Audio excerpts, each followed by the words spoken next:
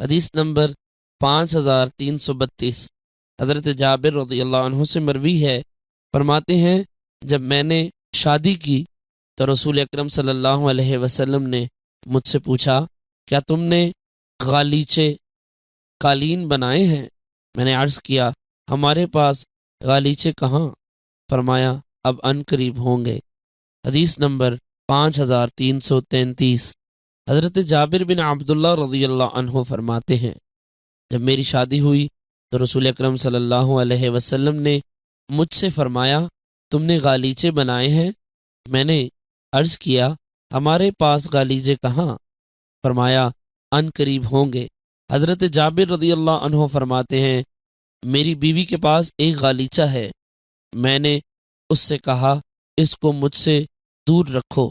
اس نے کہا رسول اکرم صلی اللہ علیہ وسلم نے فرمایا تھا ان قریب قالین ہوں گے۔